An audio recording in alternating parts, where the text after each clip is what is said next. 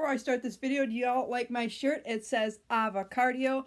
I've been obsessed with finding any and everything avocado related, and I found one avocado shirt I posted about on my Instagram. If you haven't seen that, go check it out. My Instagram is at Maddie J Neal. But anyways, I found this other one just recently.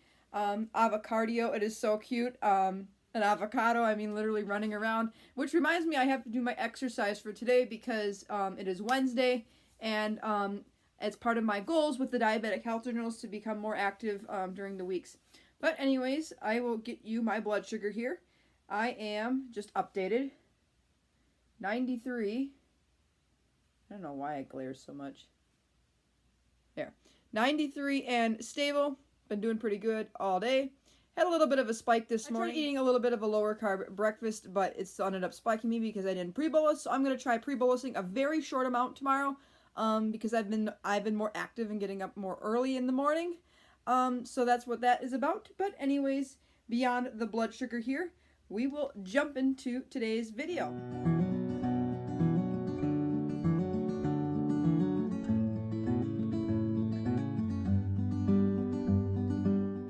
It's Maddie. Welcome back to my channel. I hope you are enjoying all my videos. I am enjoying being a part of this community, and being able to interact with you guys has been a huge blessing. It's been so much fun, and I think it's just a great way to just share things and be a part of a community that is so close-knit. I didn't realize how close-knit the type 1 diabetes community is until I became a part of it, and it is such a blessing and such an inspiration to hear everybody's input and see everybody share their joys, their struggles, and everything in between. So with that being said, let's talk about today's video topic. So today's video topic, it has been 1 month since I've been using the Diabetic Health Journal, and I'm going to do a 1 month recap for you guys and what kind of happened, how I kind of use it to my benefit, and kind of what happened was as far as regards to my blood sugars, you name it. So I gave you kind of an intro to what it was back a month and a half ago, I believe, on my channel. I'll try to link the video down below if you didn't see it. But I'm actually filming this on day 29. I still have actually one more day to go, but the day that tomorrow is the last day for me, and this video has to go up tomorrow. Like I said, I am filming this video the day before I actually finish the 30 days, the first month, because I schedule all my videos in a notebook. Kind of a weird thing, but it helps me not to scramble for video ideas, and then I'm not doing things last minute, and I'm not making content that isn't informative enough or deep enough or more in-depth enough for you guys to understand what's kind of going on. So anyways, we'll start off from the beginning. At the beginning of each month, you set a weekly challenge, and obviously I can't cross off the fourth one yet because I'm not there. But my first weekly challenge was to listen to a song every morning that puts me in a good mood. The second week was 10 minutes of stretching every morning. The third one was create a vision board. And the fourth one, which is read for 20 minutes before bed. I kind of revised the reading one. I'm just kind of reading whenever I have a chance because sometimes I'm so tired before I go to sleep that if I read anything before I go to bed, I'm going to like crash.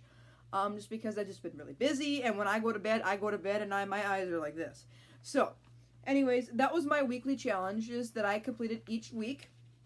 But then on top of those, you have your big 3 goals that you want to achieve over the 3 months that you have to keep in mind. So you have a weekly challenge, and on top of that, you have 3 goals, major goals in the back of your mind, and I'll share what mine were as soon as I find the page here. So, and I'll share my other things too. So my first goal was to reach an A1C of 5.5%, which is an average blood sugar of about 112 milligrams per deciliter, which I can convert it to millimoles for you guys because there's a chart in here, which is an average estimated glucose of 6.2 millimoles per liter. And you have to pick an action step to go with it. So my action step was to use the Diabetic Health Journal every day and set my high alert on Dexcom to 140, which is what I have set right now. You can't really see it, but I can maybe show it to you on my phone. My high alert used to be set for 150, but now, look at that. My blood sugar is doing really good after having pizza. I'm at 90 now. Came down from 93. But anyways, I used to have it set at 150, but I figured because I'm trying to drop my average blood sugar from about 120 to about 112, which is almost a 10 milligram per deciliter decrease, I thought I would drop my high bar a 10 milligram per deciliter increase. So you could see that my high bar is set for 140 and my low bar is still set for 70. My second goal was to exercise 3 times a week for 30 minutes, and I chose Monday, Wednesday, and Friday to be my exercise days. Today is Wednesday, the day I'm filming this, and what I did to remind me was to set a reminder on my phone, and you can see every time I open up my phone, that notification is still on there to exercise, and I have it go off at 1 p.m. every day. And what's cool about in the reminders app on the iPhone, it will stay on there literally until you complete it. So you can't just like ignore it. It'll keep flashing at you until you actually do it. Number 3 was to get at least 7 hours of sleep 5 times a week. So the action step I took towards that was to go to bed at a reasonable time, between hours of 10 and 11, and waking up between 7 and 8 in the morning. That is a reasonable time. And I also tried to put my phone on the night watch. What is it called? Not night watch. Night shift mode on the phone, so that the yellow light, you get yellow light instead of blue light, which helps you fall asleep faster. And I try not to stay on my phone for at least 20 minutes to 30 minutes before I go to sleep, just because it just makes it harder for you to go to sleep. Again, with the whole blue light thing. I could go more into that later, but that was what I did. And then you had to explain why you would be important to reach those goals and what you're going to gain from reaching them. So I put reaching these goals is important because I will feel better and more confident about myself. I will gain tighter blood sugar control, feel more energized, and have better control of my body physically. And then they asked the negative connotation of it, what would be the result of not reaching these goals? I put not reaching these goals would result in tiredness, lack of energy, poor blood sugar control, lack of confidence, and the risk of diabetic complications in the future. Now, it's kind of the polar opposite of what I just said, but it makes sense to me. So then you had to write overcoming limiting belief statements and writing your future into existence, literally writing a little note to yourself 3 months later what kind of happened. So I'll share those with you. So my first disempowering belief that I have to get through my head is I have to limit and completely cut out treats. And I'm a little hard on myself for that, and now I'm starting to realize that I can treat myself as long as I'm more careful about it. So my new empowering belief is I can treat in moderation with appropriate insulin dosing, and this is absolutely true. The next disempowering belief is that diabetes controls me. I'm getting better to not let it bother me as much. If something goes awry, I can't really panic about it. If it happens, it happens. Deal with it. So then the next empowering belief I put was, in spite of that disempowering belief, is I may have diabetes, but diabetes will never have me. And that makes total sense to me, that if you keep that positive mindset, it's going to make things a lot easier for you to go through. The next and the final disempowering belief here is having type 1 diabetes was caused by me. Now, this is, like I said, something I have to kind of drill through my head more. I think I explained that the dietitian, when I was first diagnosed, came in and said that you could have possibly caused your diabetes, and I was so confused. And the doctor said, oh, no, you didn't. And it was just kind of like mixed messages from 2 totally different medical professionals with 2 totally different medical careers. So the next thing I put in there is type 1 diabetes is not preventable. You were given this disease for a reason, and you are strong. So that is, again, is putting a positive spin onto that, knowing that nothing you did caused this, but the only thing that you can do is accept it and deal with it. Then you have to write your future into existence. So it says on the lines below, imagine it as 3 months from now and write a journal entry as if you've already reached your goals. Write down all you've accomplished, how you feel, and what you did to overcome any roadblocks that come up. So I put this. Dear self, you have reached your new A1C goal of 5.5%. Congratulations. All your hard work and effort paid off. Now that you have committed to fitting exercise and sleep into your daily routine, you feel refreshed, rejuvenated, alive. Remember the times it was so tough to get through the day? Well, you did it. You kept pushing forward because you knew that your health and body will thank you for it in the long run. Today you have reached all of your goals. But the work and effort you have maintained over the past few months doesn't stop there.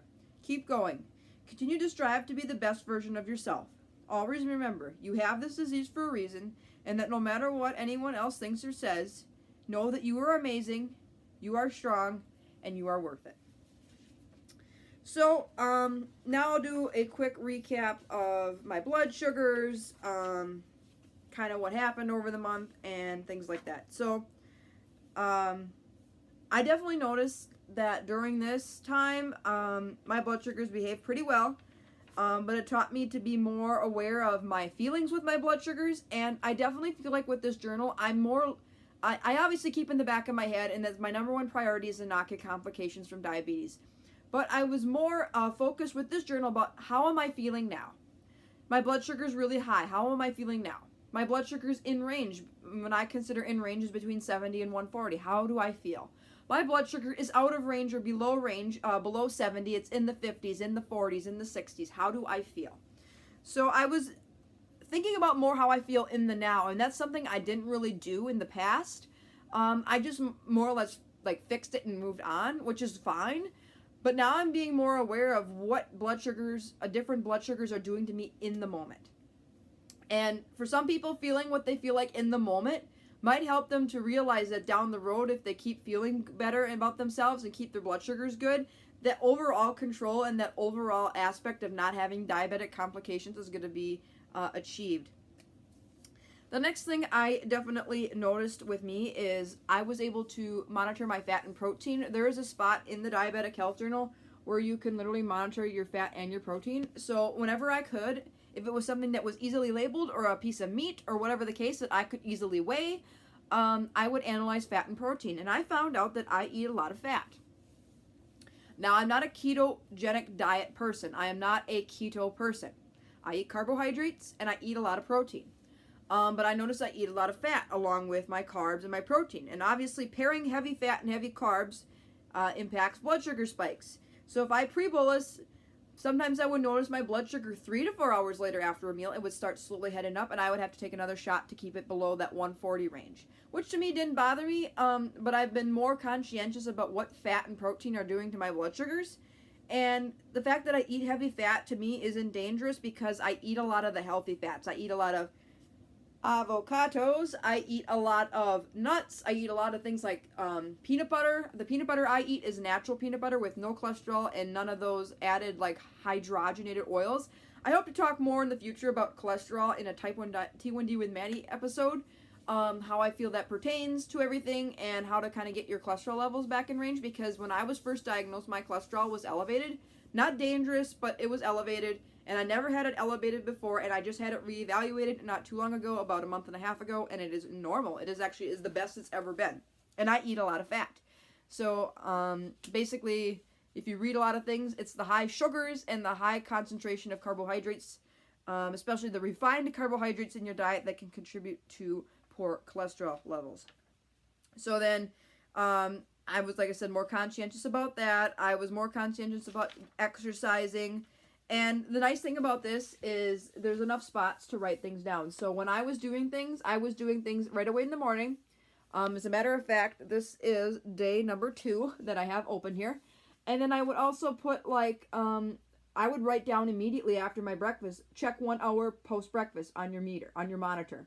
Check 2 hours post-breakfast on your monitor. Write the levels down, and if at the point of correction, I would probably, if I was going to make a insulin correction or correct my blood sugar to keep it below like that 140, I would do a 2 hours post-breakfast correction, because at that point the insulin would be well past its peak. It would be well out of my body particularly, and when I do correction doses after I eat, I do very microscopic doses, say a half a unit to a unit and a half. It's not like 4 or 5 units like you would do for a meal.